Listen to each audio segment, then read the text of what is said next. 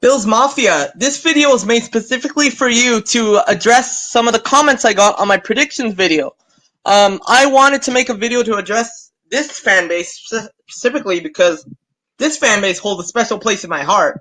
I love the way you guys celebrate your team. I love the way you guys just act rowdy and raucous in the parking lot. I just love your spirit. And honestly, the Bills Mafia is probably one of the best fan bases in the NFL. But enough of that gushy crap. The reason why I'm making this video is because I want to go over the two things that kind of took me by surprise here. In my comments on the video, one of them said, I don't know what I'm talking about, which is fine. A lot of people have told me that in my life about many things. Basically, he said a rookie quarterback with a horrible O-line, no receivers. And then he said Cole Beasley and John Brown will be one of the biggest impacts the Bills have. Then he said they'll go 10-6 for a wild card spot while threatening the Patriots in the AFC East. And I'm over here sitting thinking, really? On what basis in their schedule do you believe that's going to happen? I mean, I already went through the schedule. You don't need to hear me go through that again. I mean, look at their home games. Okay, their home games. We know who the Bills play at home. They have the Ravens and Bengals. So if they win those games, I'll give them credit. They have, of course, the Patriots and the Jets and the Dolphins. Those are going to be tough. And then the home games against the Eagles and Redskins. The year you guys made the playoffs 2 years ago. That was the first time in many years. You guys went 9-7, 6-2 at home. Last year, you guys went 4-4 at home. Good teams do not lose half their home games, and I will say that about my own team. You have to win the majority of your home games if you want to have a chance to make the playoffs. And this year, in order to make the playoffs, the Bills have to take care of business at home because their real schedule isn't that easy either. I mean, they have to go to Cleveland, Pittsburgh. They have to go to Arlington to play the Cowboys. Of course, that's going to be hard. The Giants game is probably going to be a win. And of course, the division games. You have the Patriots. You have the Jets. The Jets to open the season at the Meadowlands is not easy. You have the Dolphins, which you could beat. I mean, you came close last year.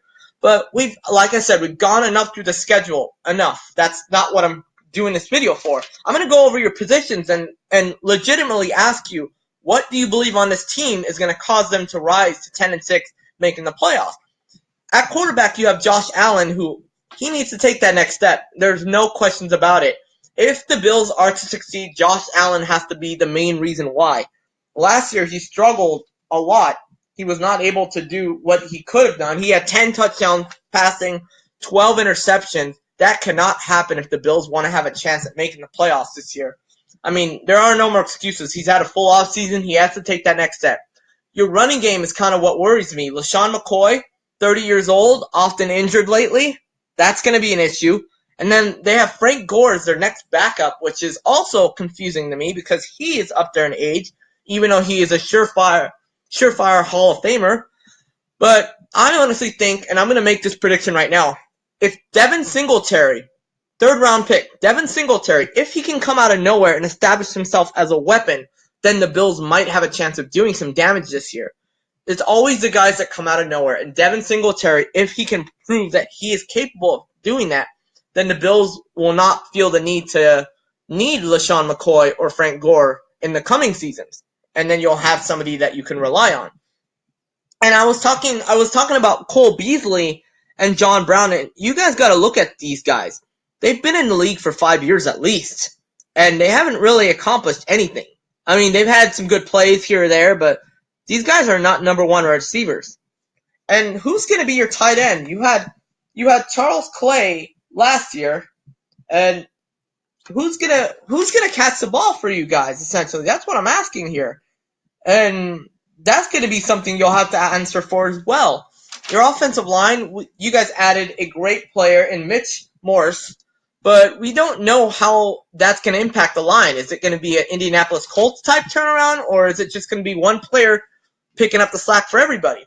But one thing the Bills Mafia did not take into account was you guys lost Kyle Williams to retirement last year. So my question here is, who's going to rush the passer? That's going to be a really big loss for the Bills, and that's something that they're going to have to replace as well. And then, but I will give some positives over here. This is not just a video to trash the Bills. I do love the secondary. I love Tre'Davious White. He's a great number one corner. Anytime somebody lines up against him, there's always a chance that ball's going to get picked. And I love the linebacking core. Tremaine Edmonds is amazing. So you have your secondary, you have your linebackers.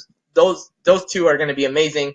But the Bills have to make sure the other question marks on the team are taken care of, and that includes special teams. You guys cannot have three holders for your kicker, or else that's going to cause a lot of chaos. The Bills have to have consistency this year.